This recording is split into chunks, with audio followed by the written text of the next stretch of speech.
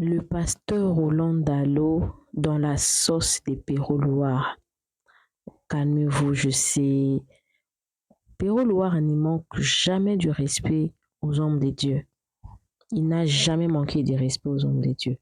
Même le jour où il avait fait les analyses sur le pasteur Joël Kabasele, Pérolouard n'avait pas manqué de respect à Maman Joël. Il lui avait seulement dit des choses qu'il fallait. Parce qu'elle avait vraiment dit des idioties devant la chair.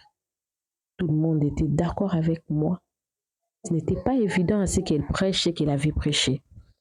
Et ce que j'ai aimé avec lui, avec le pasteur Roland Dallot, pour le pasteur Roland Dallot d'ailleurs, il ne lui a même pas manqué de respect. Il lui a seulement rappelé les prophéties qu'il avait faites. Moi-même, je me suis dit, on avait oublié ces prophéties. Pourtant, il avait dit ça au vu aussi de tout le monde. C'était, je crois, l'année passée ou l'année écoulée. C'était le 30 juin d'une certaine année. C'était quand? C'était en quelle occasion? Quand vous allez écouter cette prophétie-là que l'apôtre Roland Dallot avait donnée au vu aussi de tout le monde, que président Félix Tshisekedi, il va mettre les jalons, il va aplanir pour l'autre président qui viendra. Il a déjà fait combien d'années? 8 ans. Hein? Donnez-moi vos avis dans les commentaires. Dans les 8 ans de Félix Tshisekedi, a-t-il placé des ponts pour que le président qui viendra va seulement marcher aisément? Dans cette vidéo, il y a l'analyse sur le dossier des Constant Mutamba. Dans cette vidéo, il y aura l'analyse sur l'accord qu'a été signé Madame Kwaekwamba. D'ailleurs, Warner, on ne cite même pas ça. Et d'autres questions que Perrault avait évoquées. Je ne suis pas toujours d'accord avec Perrault sur certains points des appellations. Mais à un certain moment, si je vous racontais ce qui se passe avec l'histoire des passeports, que je reviendrai avec ces sujets-là demain, restez seulement branchés sur la NG officielle. Aujourd'hui, je n'ai pas eu le temps de faire des vidéos. Demain, je ferai des vidéos. Je vais vous expliquer qu'est-ce qui se passe avec cette histoire des passeports. Je ne pense pas que vous allez appeler l'excellence, Monsieur le Président Félix Tshisekedi. Vous aurez un autre regard parce que moi-même, j'étais triste, moi-même, j'étais en colère. En fait, les sentiments que nous avons après avoir écouté ce qui se passe dans notre pays, en fait, c'est mélancolique, en fait. Ça fait trop mal, ça fait beaucoup d'émotions mélangées. On ne sait pas où nous sommes. En fait, de plus en plus, les Congolais sont en train de perdre leur identité. Il y a des gens qui viennent sur ma chaîne pour me dire que, vous savez, il y a des choses importantes que vous devez parler de ça et tout. Vous ne parlez pas de ça. Vous ne faites que le Congo ça. Mais hier, j'ai parlé de ce qui se passe au Togo là-bas. Vous avez vu combien de vues que j'ai eu? Voilà pourquoi nous mélangeons toujours. On fait un peu de Congo ça. On s'occupe un peu de la politique. Parce que dit-on que si vous ne vous occupez pas de la politique va s'occuper de vous. À un moment donné, on n'a même pas envie de penser à ce qui se passe dans notre pays. Mais le patriotisme nous appelle de regarder au moins qu'est-ce qui se passe. C'est quand même notre pays. Nous n'avons pas une autre nation. Même si aujourd'hui on changeait de nationalité, notre sang, le sang qui coule dans nos veines, ce sont des sangs congolais. On ne peut pas se réveiller un matin, même si on devenait français, américain, australien, kiwi ou qui que ce soit là, oublier ses origines. Parce que dis donc que toi, tu peux devenir américain ou qui que ce soit, mais ton père est toujours congolais. Hein? Ta soeur, ton frère, ta soeur, tes frères, cousins, cousines, nièces, neveux sont toujours congolais. C'est-à-dire que d'une manière ou d'une autre, nous serons toujours attachés à notre pays, notre patrie. Ce qui fait que bien que on peut faire le Congo, c'est tout qu'on sort, on finit très souvent par rentrer, parler de ce qui se passe dans notre pays. Alors, Dieu a-t-il menti à travers la prophétie qui était sortie de la bouche de son serviteur? Parce qu'on ne peut pas douter que l'apôtre Roland Dallot était faux. Non. Mais Dieu a menti Bon, Dieu n'a pas menti. Est-ce que c'est Dieu qui avait parlé? Bon, si ce n'est pas Dieu qui a fait parler, est-ce que si Dieu parle, c'est obligatoire que ça s'accomplisse? Vous n'avez jamais vu une prophétie, une personne qui est malade, vous priez, vous voyez la prophétie sortir. Non, Dieu a dit qu'il va guérir la personne. Et vous voyez, quelques jours après, la personne décède. Dieu n'a pas-il honoré sa promesse? Je suis tellement perplexe par rapport à ça. Mais en tout cas, le pasteur Roland Dallot, Péro Loire ne l'a pas loupé avec l'analyse qu'il a fait. Alors, on va suivre ça et d'autres sujets qui étaient vraiment importants. Ce sont des choses que j'ai toujours mélangées sur ma chaîne et tout. Je ne vais pas avec un sujet seulement. J'ai avec plusieurs sujets, l'histoire de vous faire part de ce qui se passe quand même dans notre pays, vu que d'autres personnes n'ont pas le temps de fouiller. Alors, abonnez-vous sur la NG officielle, cliquez la cloche de notification. Comprendront. Non, Roland Dallot, ce type est un aventurier, un escroc. Donc, prophétie c'est pas Dieu qui vous a parlé, pasteur Roland Dallot. Avec tout le respect qu'on vous doit. La Bible dit, vous connaîtrez les prophètes, les vrais prophètes par l'accomplissement de leurs prophéties. Il a dit que Tshisekedi posera les jalons sur lesquels les autres viendront construire. Mais ces petits voyous de Félix, ces messieurs inutiles ici, non seulement qu'il n'a pas construit les jalons, mais à Timoli même Maboulou, à Tigibiso, donc Mouton Royal la bandata jalon, il faut que Koundassou Maboulou donc. Tshisekedi a creusé le trou. Roland Dallot a menti. Roland Dallot a encore dit que 4 personnes, Moko Koufa, Moko Kozala handicapé, Moko Moussou, c'est le choix de Dieu. Nous n'avons eu aucun accident, aucun mort, aucun handicapé. Rien. Tshisekedi a fait braquage électoral, il a organisé son arnaque électorale, donc Dieu a menti. Roland Dallot a menti, donc c'est un faux prophète. Et là, je viens de vous aligner ces 3 enfants. Tshisekedi, membre de Philadelphie, président. Fayoulou, ancien membre ou membre de Philadelphie, opposant. Et Corneille Nangaa, révolutionnaire. Tous les enfants de Roland Dallot. Donc c'est une église de cacophonie, une église de fausses prophéties. Vraiment, c'est Roland Dallot, une église de... Tous les 3 que je viens d'aligner là, qui sont aujourd'hui d'une certaine manière en belligérance, ce sont les enfants de cette même église.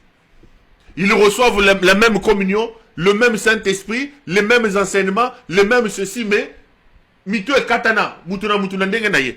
Surtout avec ces voyous de Félix Tshisekedi. Quand il vient à l'église s'arrête, Roland Dallot doit aller le prendre, on lui donne une chaise devant. Donc lui, il devient Jésus, cet aventurier de Félix ici, c'est le mari de Nyakeru, la TikTokeuse. Roland Dallot a gagné beaucoup d'argent dans ce pouvoir, mais il a beaucoup perdu en termes de crédibilité. Seuls les envoûtés et les naïfs, c'est quelqu'un pour qui j'avais énormément de respect, mais il a beaucoup perdu avec ses pouvoirs. Je reviens à ce que je disais. J'ai rigolé en vous mettant cette affaire. Je venais de parler avec Corneille Nangaa. Son numéro, plutôt, Natche numéro, Natche Kombo na WhatsApp. Yewana, na sololi na yave, monsieur Ban. Kombo ya yangwana, po bondima. Aza aigle, acha aigle. Avant de commencer l'émission, il m'a demandé expressement de présenter et de souhaiter une bonne fête d'indépendance à Constant Moutamba. Je suis à la télévision. Corneille Nangaa, Constant Moutamba, je passe le message de Corneille Nangaa. Nangaa m'a dit ceci: Péro, présente mes bonnes fêtes d'indépendance à monsieur Constant Moutamba. Et dis-lui ceci: que le Congo libre, le Congo libéré est prêt à le recevoir. S'il se sent menacé par une justice malade. Lita Bembo, Constant Moutamba, le message est en train d'être passé. Donc, je ne raconterai pas des histoires raconta. Tu as un message de Corneille Nangaa. Nangaa me charge. Corneille Nangaa me charge de passer ce message que je voudrais répéter ici à Lita Bembo. Lita Bembo alliance Constant Moutamba. Corneille Nangaa m'a dit Péro, et je l'ai eu juste avant de commencer l'émission. parce que je voulais analyser son discours. Je l'ai appelé pour avoir certains détails. À la fin, il m'a dit, Perrault, aide-moi. Je suis en train de passer le message. En tout cas, il y a une personne particulière à qui je voudrais souhaiter une très bonne fête d'indépendance. Corneille Nangaa m'a dit que je souhaite une très bonne fête d'indépendance à monsieur Constant Moutamba. Et dis-lui que le Congo libre, le territoire libéré, le Congo libre est prêt à l'accueillir sans rancune, sans poursuite, au cas où il se sentait menacé par une justice malade. Le message est passé. Lita Bembo, Nanga me dit, message est l'écrit. Soki Soukino Yebele à Lita Bembo et Salio Basili, et que tu sens que tu es victime d'une justice instrumentalisée, d'une justice malade, Corneille Nangaa me demande de te passer le message que le Congo libre, dirigé par lui, est capable de te recevoir. Tu seras chez toi à Goma, tu seras chez toi à Bukavu, et par-dessus tout, il te souhaite une très très bonne fête d'indépendance. Le message est passé. Coupez cet extrait, envoyé à Lita Bembo. Nakokosa na combat Corneille Nangaa te. Nangaa lui-même m'a demandé de passer le message. Le message est passé. Lita Bembo, tu es attendu à Goma. Si tu sens que tu es victime d'une justice malade, Lita Bembo, Bazozelo kuna pas ya batoba congolais libres, les anciens condamnés à mort t'attendent là-bas. Et Corneille Nangaa m'a dit, dis-lui qu'il sera à l'aise ici chez lui au Congo, si et seulement si Lita Bembo, alias Constant Moutamba, se sentait victime d'une justice malade. Lita Bembo, kende, katisa wa nanzela braza, o kati malembe, zwa boatu, ke kote ya maluku. O katisi nandenga maluku ale. Okei, komata na braza te ba okanga yo. Oke malembe, okoti na Gabon, obimi Cameroun. Pombongo zana wa moyibi. Biso banse réfugié to yebi ndenge bakimaka tozo yebisa yo mwana. Zwa boatu, katisa kote ya maluku na nani. Luozi awa na luozi awa pa ba ni mondansemi. Ozu boatu, okoti luozi. Bangando wana ya koko luozi bazaka suste. Ne mondansemi sa kufaki seza suste. Okatisi na luozi awa, okei na braza. Komeka kozo avion na braza te bakokanga yo mwana. Okei Gabon. Diembeli bo. Mathieu, Gabon, kende Cameroun. Soko komi na Cameroun. Zo avion, kita soit na nani na Nairobi. Puisque tu n'auras pas besoin d'un visa là-bas avec ton passeport.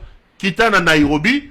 Et puis de Nairobi, tu peux prendre un avion Rwandair Zarona. Ça aura plusieurs tours. Aux Rwandair na Nairobi. Okiti na nani na Kigali. Na Kigali, allez. Oye, aux bus. Ba bus a bien, zélé a bien. Wow, comme Giseni. Tu traverses, tu vas aller vivre tranquillement dans un Congo libre. Ça, c'est le message que Corneille Nangaa m'a demandé. Je vous dis vrai, hein. J'ai vu les gens en train de rigoler. Je vous dis vrai, hein. Corneille Nangaa est en train de me regarder, hein. Il m'a demandé spécialement. Je suis en train de parler à la télévision. J'ai parlé avec Corneille Nangaa. Je venais de parler avec lui avant de monter sur ce plateau. Je suis en train de parler à la télévision. Ceux qui le connaissent savent que ça, c'est son statut. Comme on est en Corneille, statut na ya WhatsApp na yangoyo, na aigle wana. Je suis en train de parler à la télévision. Donc, dites à Lita Bembo que il a des bonnes fêtes d'indépendance de Corneille Nangaa.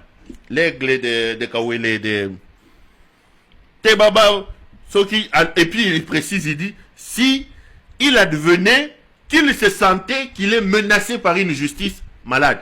Bon.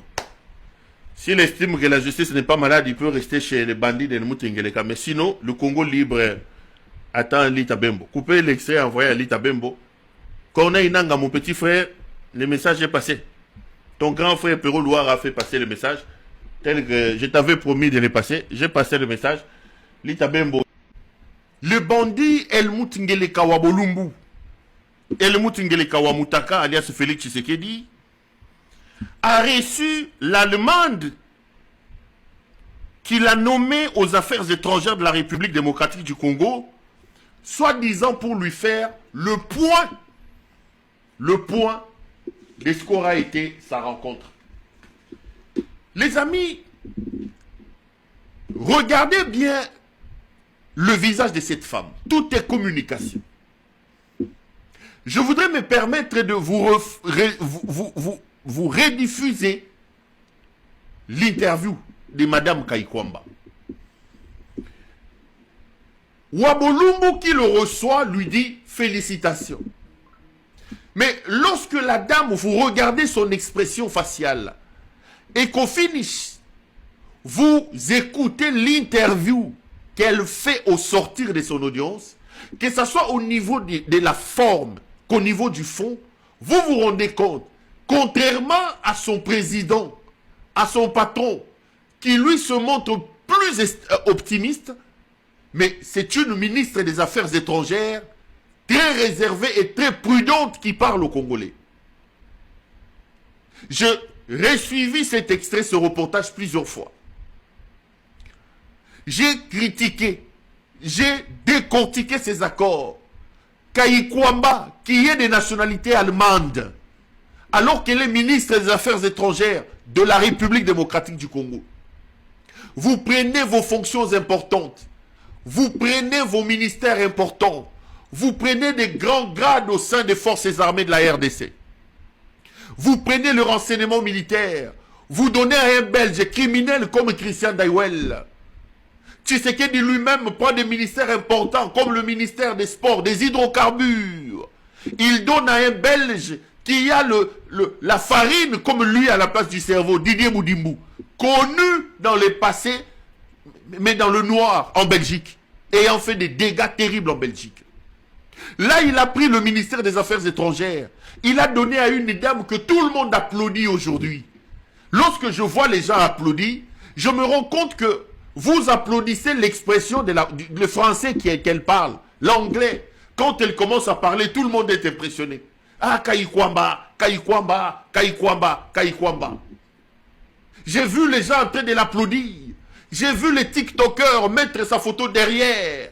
J'ai vu les gens en train de dire elle est extraordinaire. Je vous repose la question ici. En quoi est-elle extraordinaire?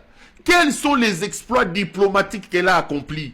Quand on sait que dans une démocratie comme la nôtre, où vous avez un régime primo-ministériel, où le Premier ministre et le gouvernement ont des réelles responsabilités, ils partagent certains domaines importants qui occupent des fonctions régaliennes de l'État avec le président de la République, il y a des domaines de collaboration. La défense, les affaires étrangères, la politique étrangère, c'est des domaines de collaboration entre d'un côté le gouvernement et de l'autre le président de la République. Ça, c'est dans le cas où les institutions fonctionnent.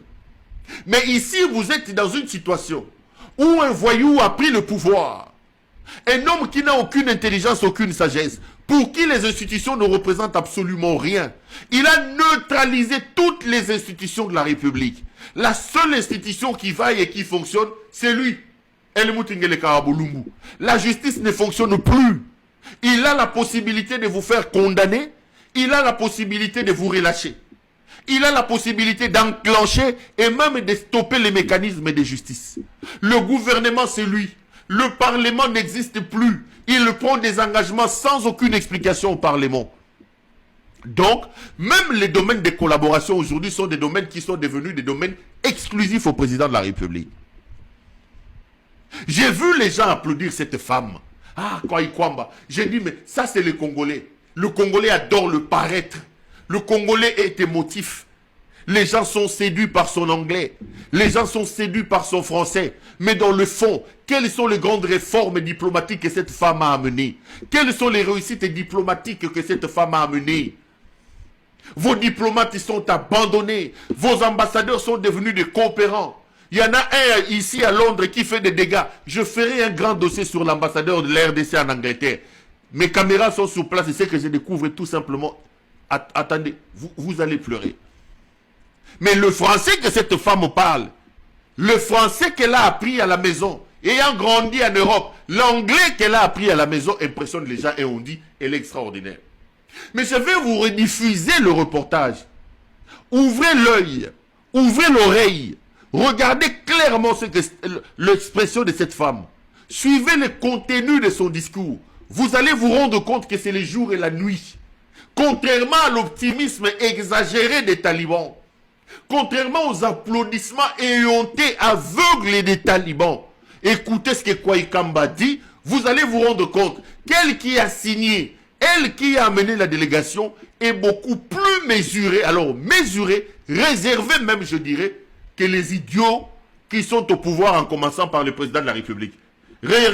Réécoutons, regardons de nouveau le reportage, je vous revois après. Tolanda. Grande dame. Mes respects, Excellence. Partie en mission régalienne au nom de la République démocratique du Congo, la délégation venue fraîchement des États-Unis d'Amérique s'est donné le devoir de rendre compte aux garants de la nation des contours de leur mission. Le président de la République a reçu des mains de la ministre d'État aux Affaires étrangères la copie originale de l'accord de paix signé le vendredi 27 juin 2025 entre la République démocratique du Congo et le Rwanda sous les bons offices du président américain. Le chef de l'État a également reçu une correspondance lui adressée par son homologue américain Donald Trump. La ministre d'État aux Affaires étrangères revient sur le processus ayant conduit à la signature de cet accord. Nous avons eu l'honneur de lui remettre à main propre l'original de l'accord de paix qui a été signé le 27 juin à Washington DC au département d'État, ainsi que la correspondance qui lui a été adressée par son homologue américain. Je pense que beaucoup de Congolais et Congolaises ont suivi avec beaucoup d'attention, beaucoup d'espoir les déroulés de la journée du 27 juin. Nous avons eu l'occasion d'échanger avec le commandant suprême sur cette journée et sur comment elle s'est déroulée, mais aussi quelles étaient les prochaines étapes pour la République démocratique du Congo. C'est un pas en avant, certes, un pas qui nous réconforte, mais en même temps, nous sommes conscients du fait que nous avons signé un accord qui nous oblige aussi à honorer certains engagements et que nous allons devoir faire montre de notre détermination de pacifier la République démocratique du Congo et de le faire rapidement. Un pas en avant, certes, mais le processus de paix est loin d'être achevé. Thérèse Kaikwamba parle des prochaines étapes qui se résument en priorité stratégique pour la République démocratique du Congo. Alors il y a plusieurs prochaines étapes et je pense que nous aurons l'occasion aussi de discuter en plus grand détail et d'étaler les détails de l'accord.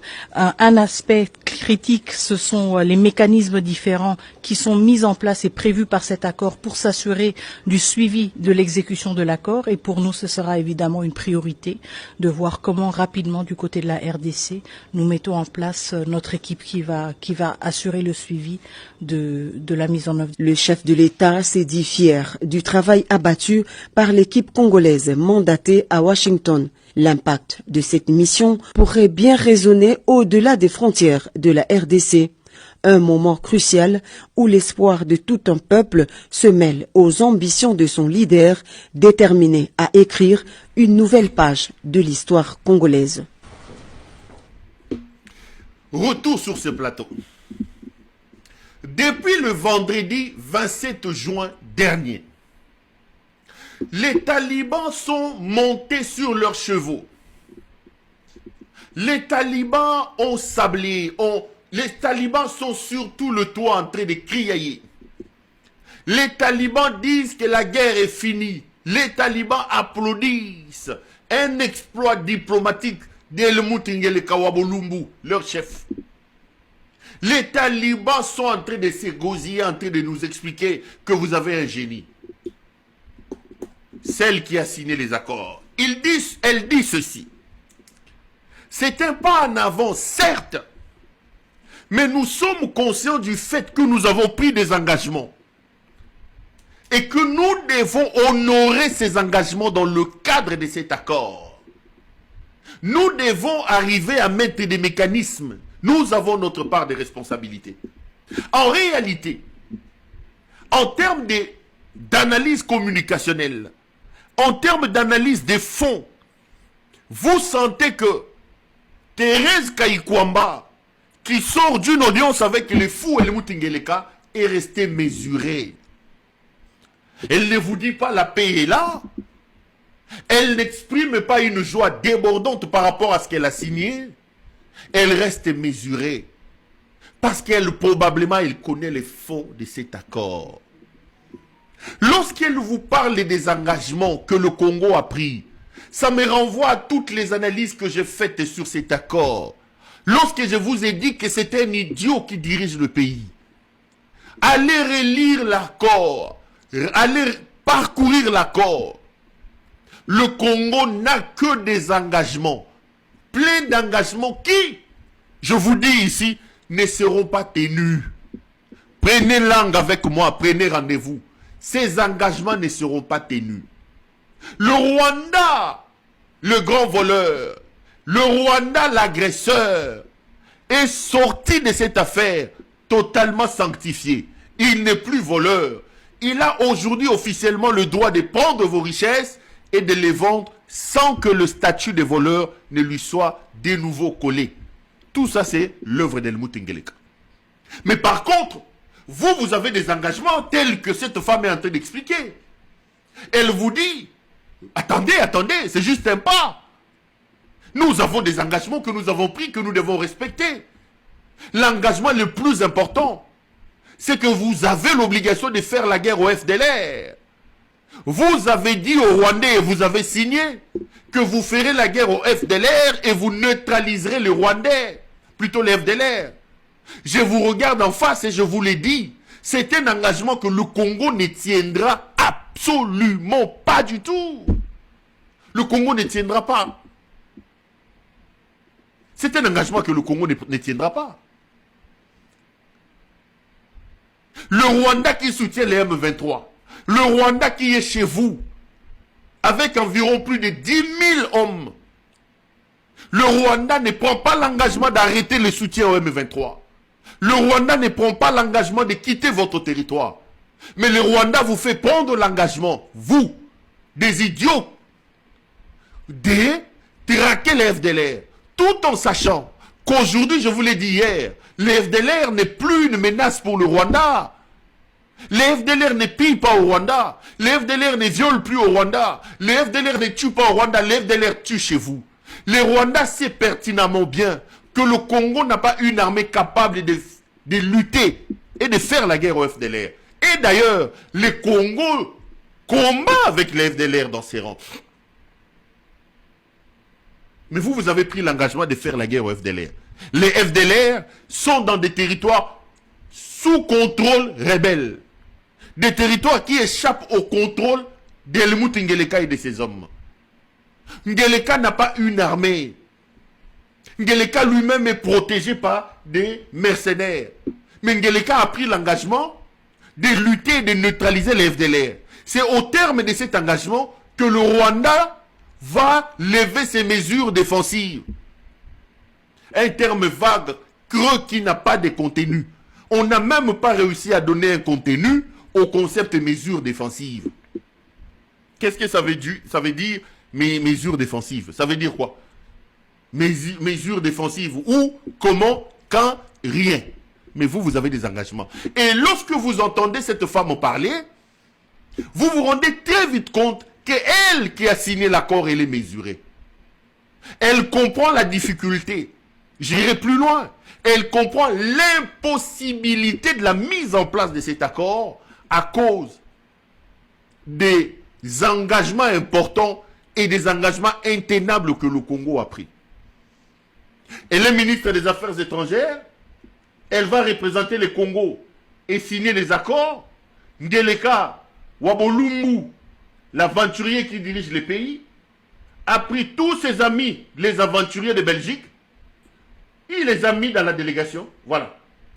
Tous ces aventuriers ici, il y a eu une délégation. Voilà.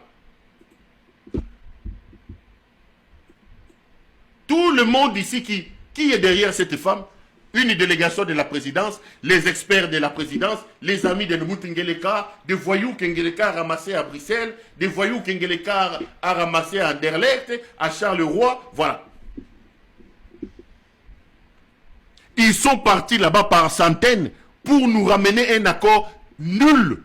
Et on vous dit que la délégation... Donc, ces gens sont les gens de la présidence. Ngeleka a mis des experts qui ne sont pas des experts et qui sont allés brader les pays.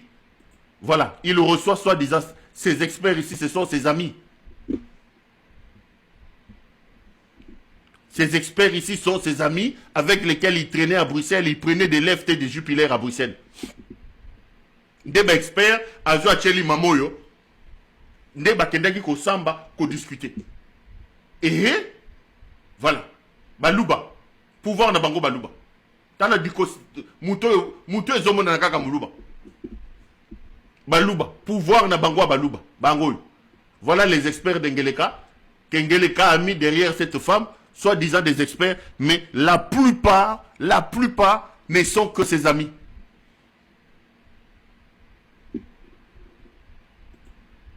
Et tonton Skoll ici, qui tenait aussi absolument à être là-bas, tonton Skoll n'est pas allé là-bas, à cause de, je vous ai raconté hier, à cause de son problème avec sa copine Gisèle Woussim. Tonton Skoll Tembenier n'est pas parti là-bas. La ministre vous dit, oui c'est un pas, mais attention, nous sommes conscients du fait que nous avons pris des engagements. Et le Rwanda vous dit que le premier pas, avant que moi, Rwanda, je lève mes mesures défensives, il faut absolument faire la guerre au FDLR, il faut neutraliser. Et je verrai, si la technique me permettra, à la fin de l'émission, je vais peut-être prendre quelques questions, on verra bien. Alors, Hubert Kabasubabo, tocha-moi l'actualité. L'actualité, c'est quand même le tout dernier accord signé vendredi dernier entre le Rwanda et la République démocratique du Congo sous les auspices des États-Unis d'Amérique. Je me délecte à vous regarder. Je regardais vos vidéos. Une vidéo où vous étiez en train de marcher, où vous n'avez pas fait des cadeaux à cet accord. Vous avez dit que ça ne va substantiellement rien changer sur terrain. Qu'est-ce que vous reprochez à cet accord que M. Tshisekedi a signé avec le Rwanda? C'est quoi le problème de cet accord? Parce que j'ai vu certains Tshisekedistes vous répondre en vous présentant comme un fachiphobe. Tout ce que Tshisekedi fait, que ce soit des biens ou des mauvais pour Kabasubabo, c'est mauvais, c'est un problème personnel que vous avez avec votre frère Tshisekedi. Problème, il y a encore Wanezanil, aux reprochés à Ronil. C'est de dire que, comme on dit en bon français, c'est un subterfuge, c'est un artefact. Ok? Les Américains, Trump, quand il est venu, rappelez-vous, un moment, on a demandé à Trump a dit, oh, you know, some prisoners came from the Congo, I don't even know where the hell the Congo is, you know? Trump disait comme ça. Donc, Trump n'est pas venu pour dire, moi je veux aller, ma politique, ou même pendant qu'il était dans la campagne, après ma politique, c'est de venir mettre la paix au Congo. Voyez-vous? Et le Rwanda n'a pas dit que, bon, voilà, moi je veux faire la paix avec le Congo, etc., etc. C'est monsieur Tshisekedi et son régime qui, lorsqu'ils ont appris que Zelensky parlait avec Trump et disait, bon, voilà, je vais vous donner les terres rares, et qui ont dit, bon, voilà, on voulait vous donner les minéraux pour que vous puissiez protéger notre régime. Et donc, je veux dire, le mécanisme, le subterfuge, je veux dire, ultime de cette démarche, c'est protéger l'autocratie de Kinshasa. Je voudrais rappeler ici que peut-être que beaucoup d'opposants congolais, même de la société civile, ne savent pas qu'à l'époque d'Obama, quand Obama était sénateur, Obama avait sponsorisé avec beaucoup d'autres sénateurs un acte du Congrès américain qui est l'acte S-2125, qui définit les principes, comme on dit en anglais, les policy principles de, disons, de l'interaction du gouvernement américain ou de l'administration américaine vis-à-vis du Congo. L'acte là, on disait Act for the Promotion of Democracy, Good Governance and Development and Security. L'acte était basé sur les rapports des CIA, des National Security Council, qui démontrait que le Congo, détenant non seulement en termes de sa position stratégique en Afrique, le Congo était un allié sécuritaire majeur de la RDC parce que le Congo, et plutôt de l'Amérique, parce que le Congo détient beaucoup de minéraux stratégiques. Nous avons déjà fait une émission là de ce sujet-là. Oui. Mais maintenant, c'est sur cette base-là que l'acte-là, S2125, a été adopté par le Congrès, qui définit le principe qu'on appelle les policy principles des États-Unis par rapport au Congo. Et il y a eu même une loi public law des États-Unis à cet effet-là. Et donc, toute la politique américaine vis-à-vis du Congo est censée être déployée, conçue, déployée, matérialisée dans les cadres de cet acte du Congrès et dans les cadres de cette loi publique des États-Unis. Or, cette loi-là parle de la promotion de la démocratie, la bonne gouvernance. Est-ce qu'aujourd'hui, il y a la démocratie, il y a la bonne gouvernance en RDC pour que l'on puisse faire un acte ou des accords qui soutiennent une autocratie? Ça, c'est la première dimension. La deuxième dimension, c'est que l'accord entre la RDC et le Rwanda, c'est un accord qui, fondamentalement, quand vous regardez le dernier aspect, c'est un accord juste qui nous, comme on en a parlé, d'ailleurs, il y a eu convergence des idées entre vous et moi, sur, en fait, la relance, la répétition de cette affaire de Buford, des Rwandais qui ont les carnets, etc. Le Congo n'a pas de carnet d'adresse, et donc nous leur donnons les minéraux. On revient à ça. Et troisième dimension, cet accord, quand on le lit, il démontre qu'il ne comprend pas que le Rwanda n'est pas le problème.